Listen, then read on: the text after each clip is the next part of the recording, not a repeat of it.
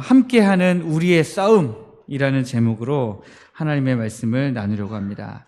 우리 지금 계속해서 빌립보서 말씀 보고 있는데 10주 동안 빌립보서 말씀을 살펴볼 겁니다. 그리고 그 중에 오늘은 이제 세 번째 시간입니다.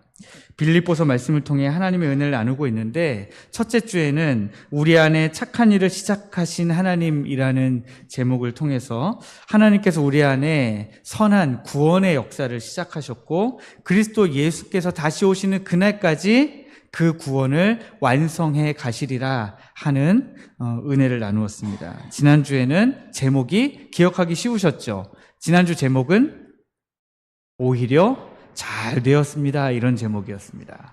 네. 어떻게 지난 한 주에 좀 오히려 잘 되었습니다. 이 말 많이 하고 사셨어요? 네. 아마 앞으로 사시면서 차라리 잘 되었다. 이런 말이 떠오를 때마다 아마 이 설교 제목이 떠오르시리라 생각합니다.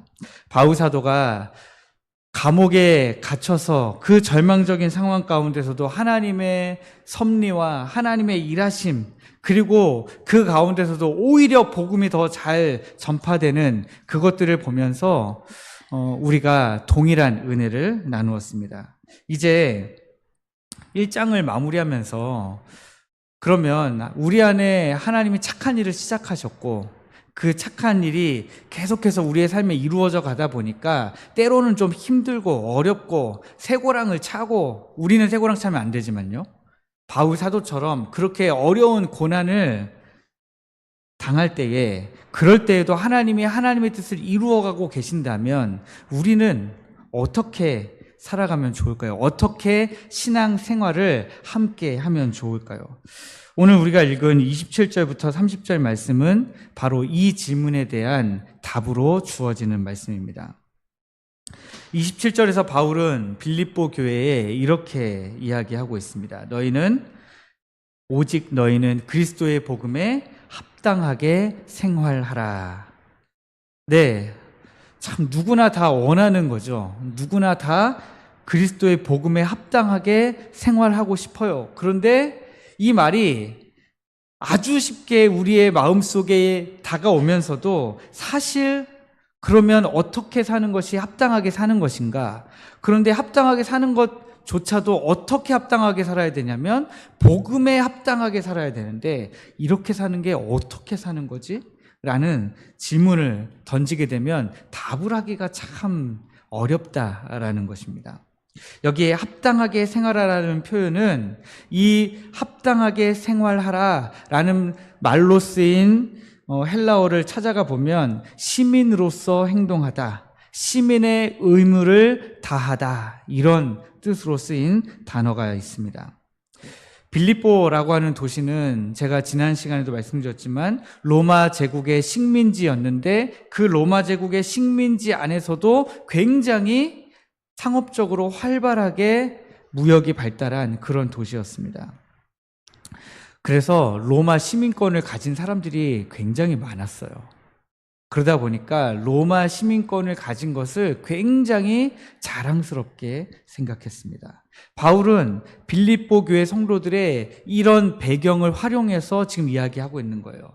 너희가 로마 시민으로서 로마 시민인 것을 자랑스러워하고 로마의 법을 따라서 살려고 하는 것처럼 이제 너희가 그리스도의 복음에 합당하게 천국 시민으로서 천국 시민의 법을 따라서 생활하라. 그렇게 이야기하고 있는 것입니다. 이와 같이 우리의 시민권은 이 땅에 있는 것이 아니라 하늘에 있는 것입니다. 우리가 어떤 법을 따라서 살아가고 있느냐가 우리의 시민권을 정하는 거예요. 우리가 이 땅에 살아가면서 이 땅의 법을 다 지키고 그 위에 하나님 나라의 법까지 더해서 지키면 우리가 천국 시민으로서 그리스도의 복음에 합당한 삶을 살아가게 되는 것이죠. 그러면 이 복음에 합당한 삶은 구체적으로 어떻게 나타날까요? 바울이 감옥에서 빌립보 교회로부터 좀 들려왔으면 좋겠는 두 가지 소식이 있었어요. 그 두 가지 소식이 뭐였냐면 첫 번째는 너희가 한 마음으로 서서 한 뜻으로 복음의 신앙을 위하여 협력하는 것, 그 소식을 사도 바울이 듣고 싶었습니다. 여기서 협력하다라는 말로 쓰인 단어는 함께 운동 경기를 하다, 함께 전쟁을 치르다, 이런 뜻으로 쓰이는 단어입니다. 그냥 편안하게, 예를 들면 그런 거 있잖아요. 여러분들 밤에 운전하시다 보면 갑자기 음주 단속하는 데 가면 경찰이 뭐라고 이야기합니까? 창문 쫙 내리면 경례를 탁 하고 붙이면서 협조 부탁드리겠습니다. 딱 하면 이제 어떻게 해요? 경찰은 뭐 내밀고요, 기계를 내밀고 우리는 후 하면 되죠. 그게 경찰이 말하는 협조예요. 그죠? 그러면 우리는 이 정도로만 협조하면 될까요? 교회에 우리가 택전교회라고 하는 이름으로 모여서 같이 신앙생활을 할 때에 우리가 그저 이 정도로 서로 협조하면 우리 교회가 하나님이 기뻐하시는 교회로 바르게 세워져 갈 수 있을까요?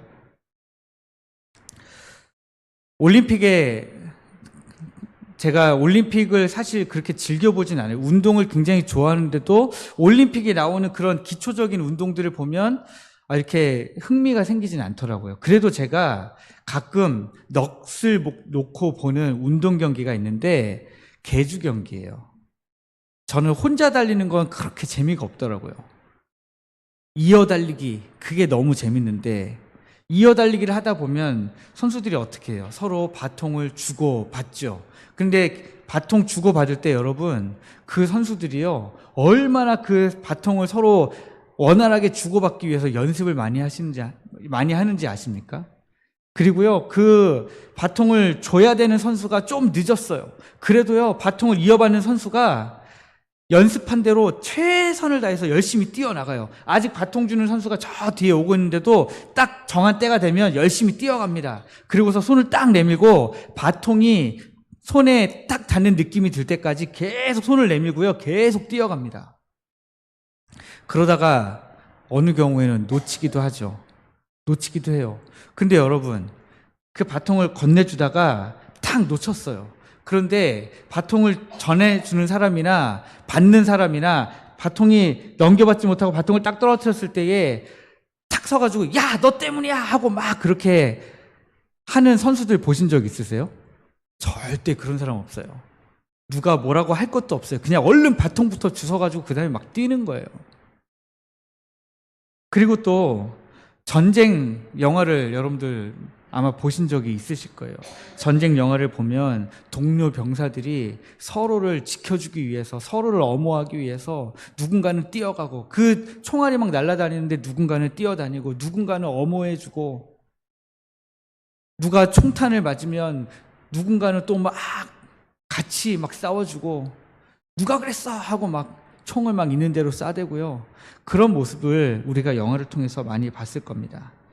그게 지금 너희가 한 마음으로 서서 한 뜻으로 복음의 신앙을 위하여 협력하라 라고 하는 그 협력이 바로 이런 협력입니다. 바울은 빌립보 교회가 개인의 신앙이 아닌 공동체적인 신앙으로 교회가 세워져 가기를 원했습니다.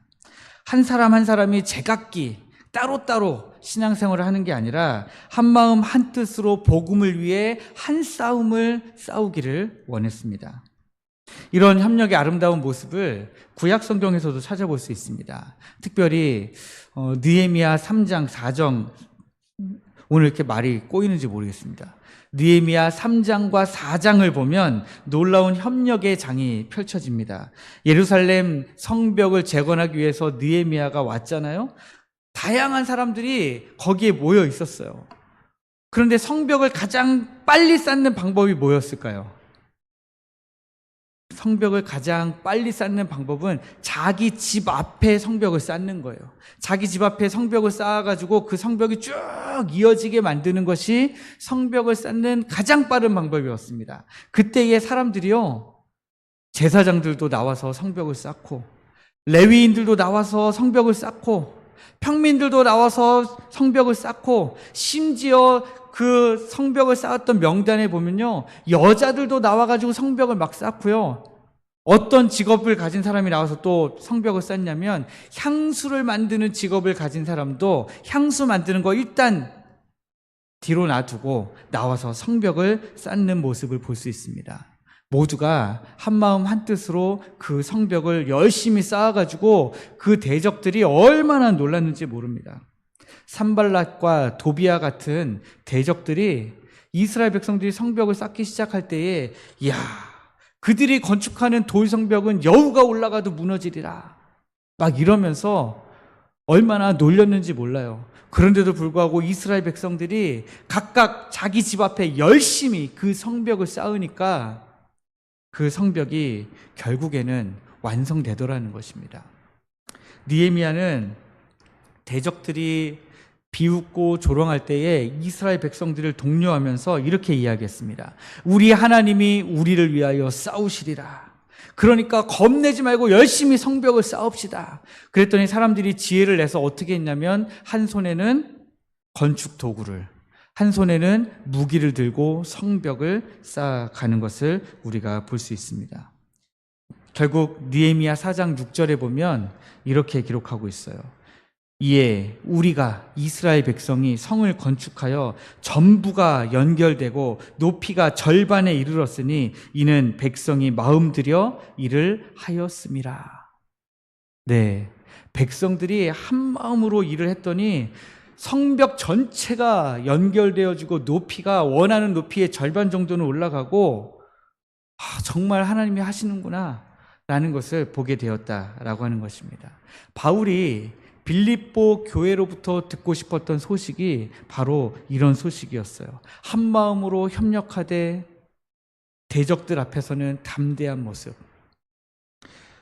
여기 우리가 읽은 27절 말씀 다음에 28절 말씀 보면 무슨 일에든지 대적하는 자들 때문에 두려워하지 않은 이 일을 듣고자 함이라 그랬습니다. 그 바로 앞에는 제가 말씀드린 것처럼 한마음 한뜻으로 복음의 신앙을 위하여 협력하는 소식을 듣고 싶었고, 그 다음 듣고 싶은 말씀은 28절에 보니까 무슨 일에든지 대적하는 자들에게 두려워하지 않는다더라, 이런 소식을 듣고 싶었던 것입니다. 세상 앞에서 담대하라는 거예요. 여기 대적하는 자들은 복음을 반대하는 모든 사람들을 이야기하는 것입니다. 여러분들 어떻습니까? 정직하게 살려고 하시면 왠지 손해봐야 될 때가 있잖아요. 내가 정직했기 때문에 손해를 봐야 될 때가 있어요. 그 손해를 두려워하시면 안 되죠. 교회에 다닌다고 비웃거나 무시하는 사람들이 있어요. 요즘에는 특히 더 많아졌죠. 두려워하지 마십시오. 또 요즘에는요, 기독교 신앙이 오히려 좀 구시대적이라고 놀림받는 부분들이 있어요. 제가 전에 수요 예배 때 한번 말씀드린 것 같은데, 요즘에 직업이 뭔지를 물을 때에 이 젊은 2030 세대들 사이에서 저 무당이에요 말하는 사람들의 숫자가 엄청 많이 늘었다는 거예요. 혹은 저 타로 점 보는 사람이에요, 이런 사람들이 엄청 많이 늘었다는 거예요. 사람들이 교회 다니는 것보다 이제는 타로 점 보러 다니고 무당을 만나러 다니고 하는 사람들이 교회 다니는 사람들보다 훨씬 많대요. 왜 그럴까요? 교회 가면 헌금을 내야 되는데 무당이나 타로점을 보러 가도 뭔가 돈을 내죠. 근데 그 돈이 더 적대요. 그런데 교회는 돈을 내고서도 뭔가 일을 해야 되는데 무당을 찾아가거나 타로점을 보면 돈 내고 더 이상 아무것도 안 하고 그냥 나와도 된다는 거예요. 또 하나 있습니다. 교회에 가면 뭔가 설교를 통해서 막 이야기하긴 하는데 뭔가 애매모호하다는 거예요. 삶에서 정답은 안 준다는 거예요.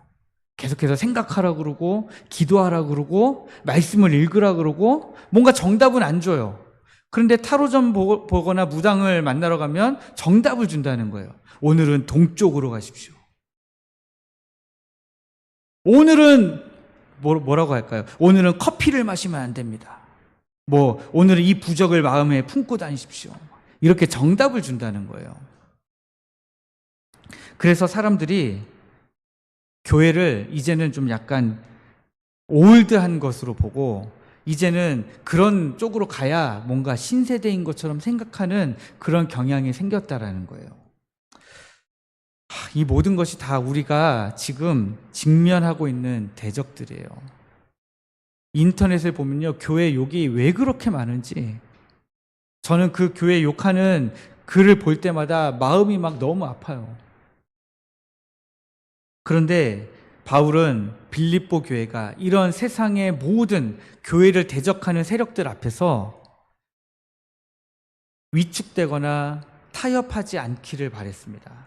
여러분, 위축돼서 쪼그라들든지 아니면 교회가 세상이랑 타협하든지 이런 모습이 얼마나 우리에게 많습니까?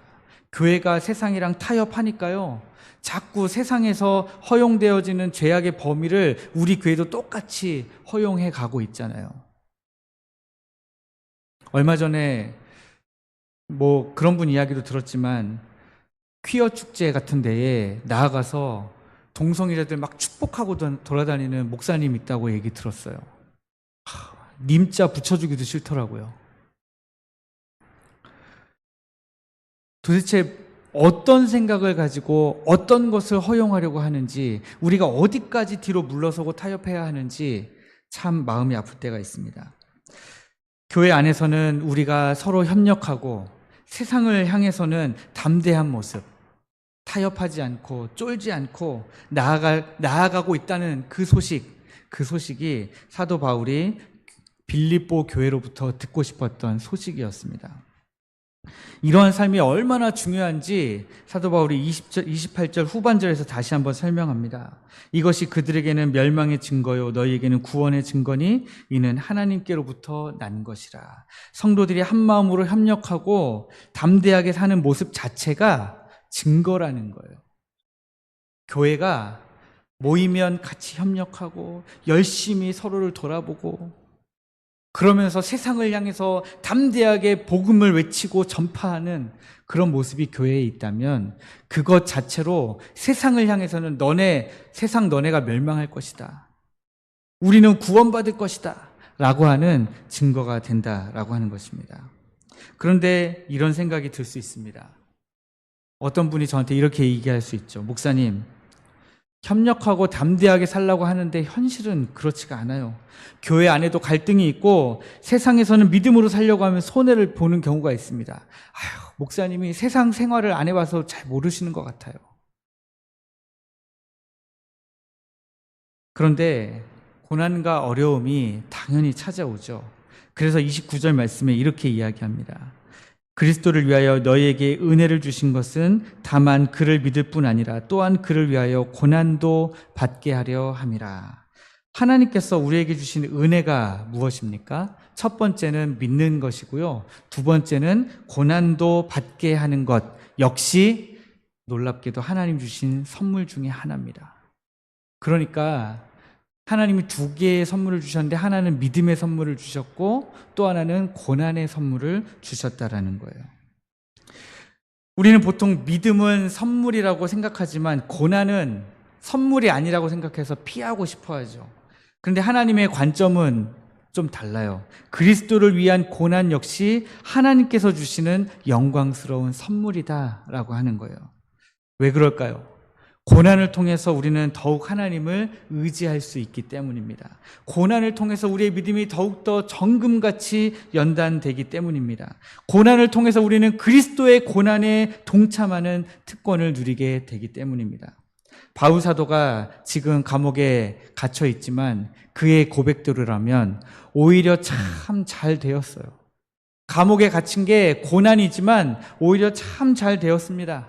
그렇게 고백할 수 있었던 것도 바로 고난도 우리 하나님 주신 선물이기 때문입니다. 이런 놀라운 믿음을 보여준 사람을 찾다 보니까요, 나치에 저항하다가 젊은 나이에 순교한 독일의 신학자이면서 목사님이신 디트리 보네퍼라는 목사님이 계세요. 이분이 히틀러 정권에 맞서다가 1943년에 나치 정권에 의해서 체포가 되었어요. 그리고 감옥 생활을 2년 하고 1945년에 우리는 해방을 맞이했는데 이분은 감옥에서 죽었습니다. 그가 감옥에서, 이분이 39세의 나이에 돌아가셨으니까 감옥에 갇힌 게 37세거든요.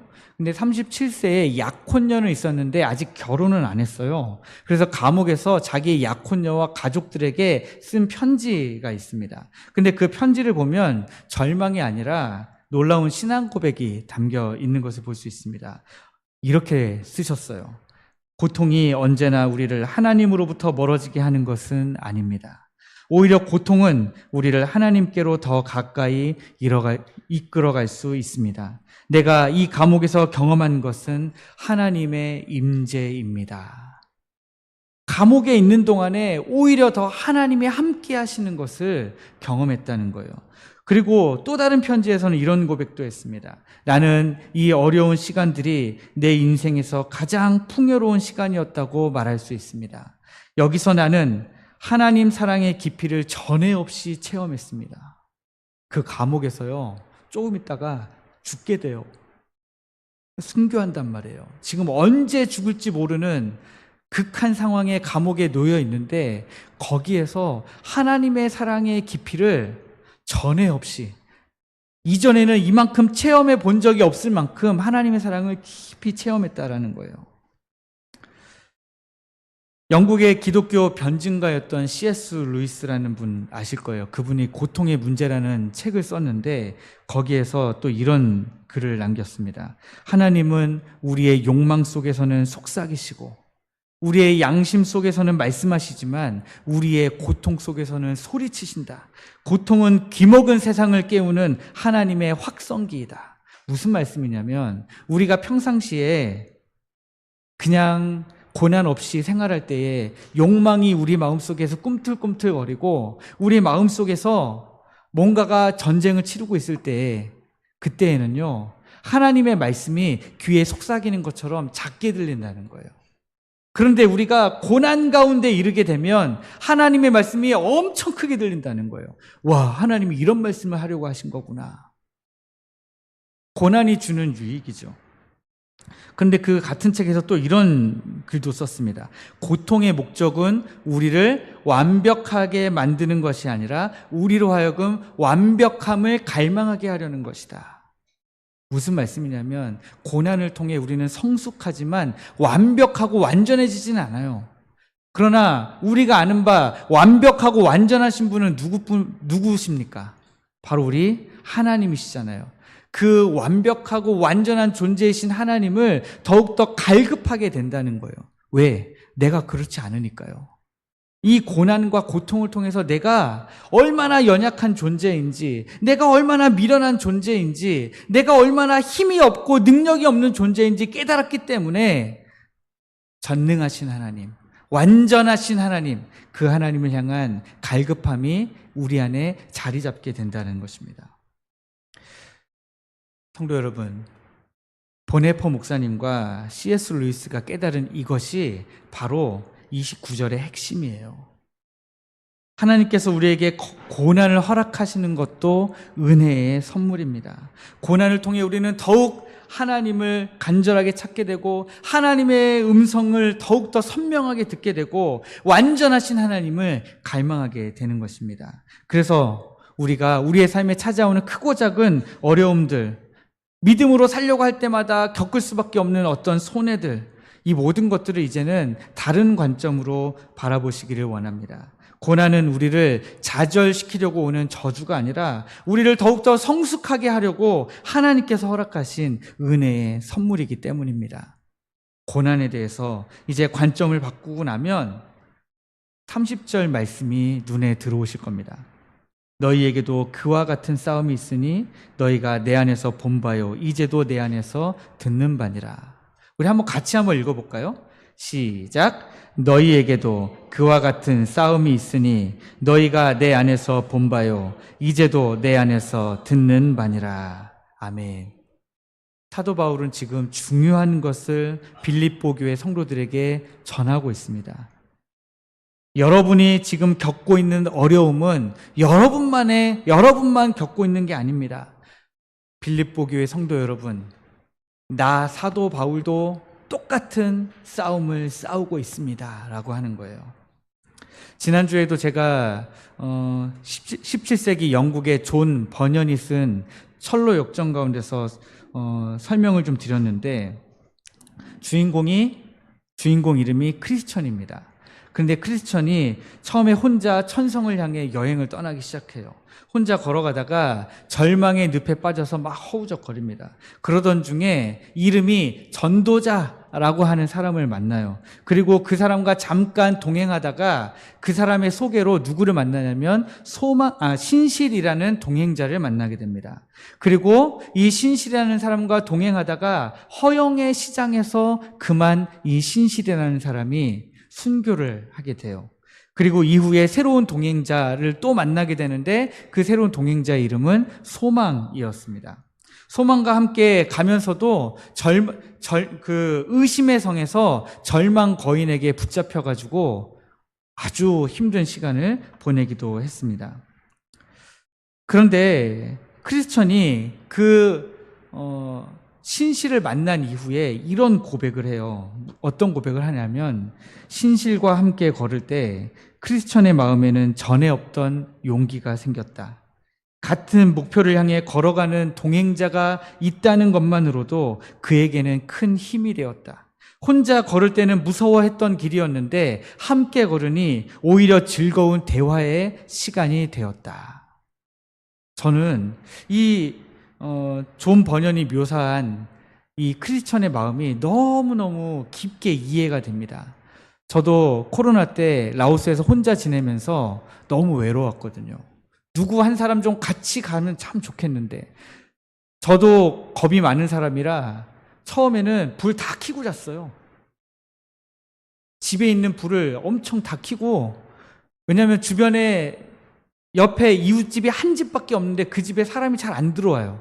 그러니까 저 혼자 그냥 있는 거예요, 덩그러니. 그러니까 불을 다 켜고 잤는데 어느 순간 되니까 제가 불을 이제 다 끄고 자기 시작했습니다. 그런데 그때에 누구 한 사람만 나랑 같이 있었으면 너무 좋았겠다 하는 생각을 제가 1년 반 동안 했습니다. 우리의 신앙 여정도 그런 거죠. 혼자 가면 외롭고 힘들고 무섭습니다. 그러나 함께 가면 즐거운 시간이 될 수 있다라고 하는 것입니다.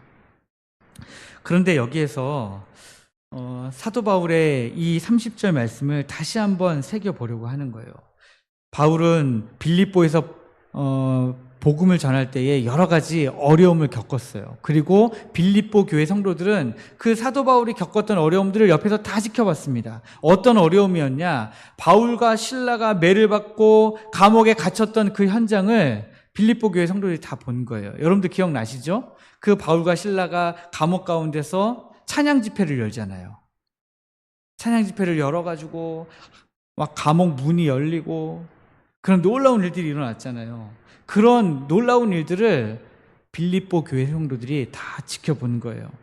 그리고 지금도 바울이 또 로마 감옥에 갇혀 있다는 소식을 빌립보 교회 성도들이 듣고 있어요. 그래서 바울이 이야기하는 거예요. 여러분이 교회에서 한 마음으로 협력하려고 애쓰는 그 싸움, 세상에서 담대하게 믿음을 지키려고 하는 그 싸움이 바로 내가 지금까지 싸워온 싸움입니다 라고 이야기하는 거예요. 내가 그 싸움을 싸우다가 빌립보에서도 감옥에 갇히고 로마에 와서도 지금 내가 감옥에 갇혀 있습니다. 여러분이 싸우고 있는 그 싸움, 여러분들 혼자만 싸우고 있는 거 아니에요. 빌립보 교회만 외롭게 싸우고 있는 거 아니에요. 나도 계속 싸우고 있습니다. 그 고백인 것입니다. 그래서 오늘날 우리는 이 사도 바울이 싸웠던 것과 동일한 싸움을 우리도 싸우고 있다는 사실을 알아야 됩니다.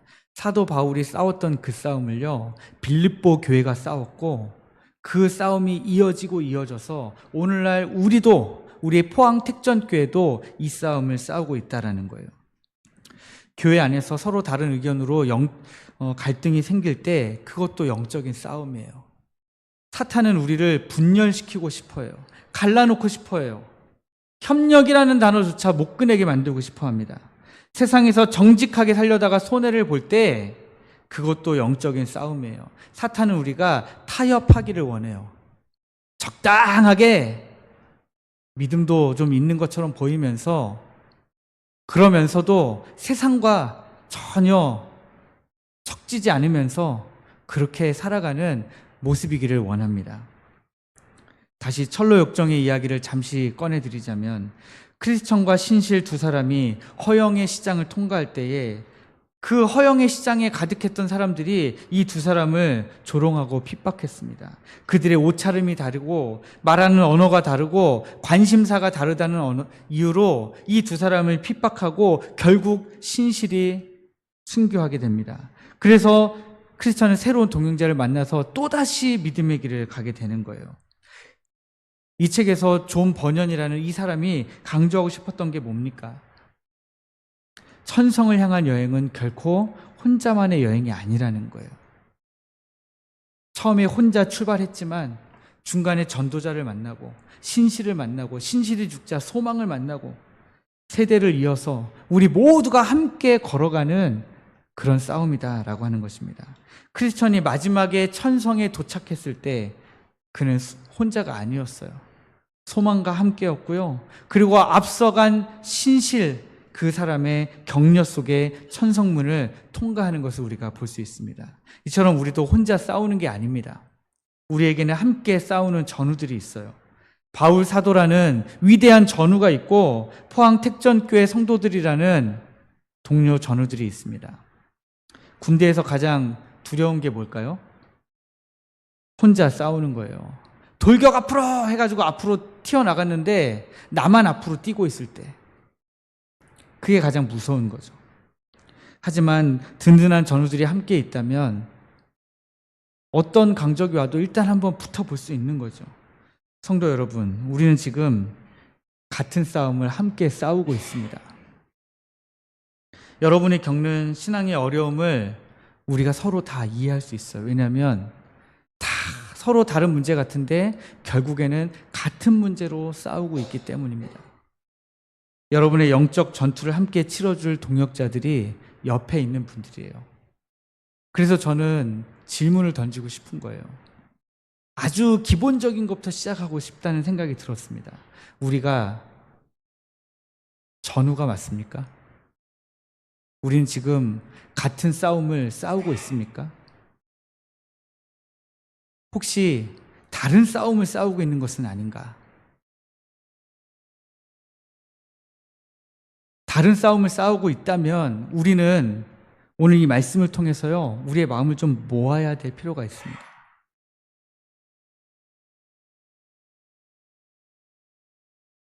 우리가 서로 다른 방향을 바라보고 다르게 싸우고 있으면 문제인 거예요. 이스라엘 백성이 자기 집 앞에 성벽을 쌓기 시작했는데 이게 안 이어진다고 생각해 보세요. 이어지지 않는 성벽은 싸울 필요가 없는 거예요. 괜히 싸운 거예요. 성벽을 쌓았는데 이게 이어져야죠. 근데 우리가 성벽을 다 자기 집 앞에 나와서 열심히 쌓았는데 나중에 다 쌓고 보니까 하나도 이어지지가 않고 어떤 부분은 이어졌는데 어떤 부분은 끊어져 있고, 그러면 우리가 쌓은 성벽, 그게 어떤 의미가 있느냐라고 하는 것입니다. 우리는 그리스도의 복음에 합당한 삶을 살아야 됩니다.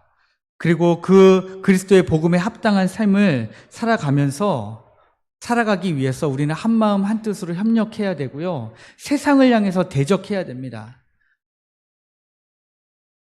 그리고 그 과정에서 고난이 찾아온다 할지라도 그 고난마저도 우리는 하나님의 선물이구나 생각하고 함께 이 싸움을 싸워 나가야 돼요. 함께 싸움을 싸우다가 고난이 찾아오면 나는 이탈. 나는 이 고난이 찾아왔으니까 일단 나는 비는 피하고 올게 하고 빠졌다가 다시 오는 것은 의미가 없는 거예요. 같이 비를 맞으며 싸워야 됩니다. 우리가 신앙생활을 하면서 어려움을 겪을 때 이런 생각을 좀 하시면 좋겠어요. 나만 겪는 싸움이 아니구나. 우리 모두가 겪는 싸움이에요. 여러분 중에 누가 한 분이 아프시잖아요? 그게 몸이 아프든 마음이 아프든 영적으로 아프든 아프시잖아요? 그걸 바라보는 사람들도 다 마음이 아파요.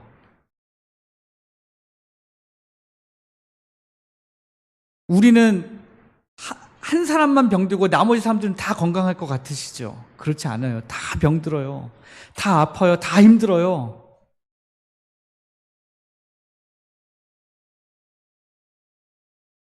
이제 말씀을 맺으러 갑니다.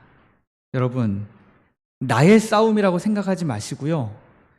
함께 하고 있는 우리의 싸움이라고 이제는 관점을 좀 바꾸시면 좋겠어요. 우리 지금 같이 싸우고 있는 거예요. 우리의 대적이 누굽니까 도대체? 함께 싸우고 있는 전우들을 위해서 우리가 어디까지 할 수 있습니까? 함께 싸우고 있는 전우들을 위해서 여러분들 목숨을 내놓고 싸우실 수 있어요? 전쟁터에 가면 내가 목숨을 내놓고 싸울 수 있는데 교회에서는 왠지 안 될 것 같으시죠? 교회에서도 우리가 서로를 위해 목숨을 내놓고 싸워야죠. 서로를 위해 목숨을 내놓고 싸울 건데 용서를 못 합니까? 용서를 못 구합니까? 사랑을 못 합니까? 왜 용납을 못 합니까? 우리에게 여러 가지 계산 다 내려놓으셔야 돼요. 우리 머릿속에 있는 계산들을 다 내려놓으시고요. 같이 싸워야 돼요. 같이. 돌격 앞으로 했는데 앞에 내 전우가 총을 들고 튀어나가는데 보니까 아니 전투복이 안에 이렇게 들어가 있어야 되는데 좀 삐져나와 있네요. 그러니까 지금 전우가 돌격 앞으로 하고 나가는데 당신 옷이 삐져나왔어 하고 뒤에서 웃고 있으면 전우가 아니죠. 당신 모자가 삐뚤어졌어 하고 지적만 하고 있다면 전우가 아닌 것이죠. 가서 모자가 삐뚤어진 거, 옷이 좀 튀어나온 거 별로 중요한 문제 아니에요. 전우가 지금 죽을 수도 있다니까요. 우리가 지금 다 내 싸움만 커 보이는데요. 그렇지 않아요. 우리 모두의 싸움이에요. 함께 싸우시면 좋겠습니다. 함께 하시죠.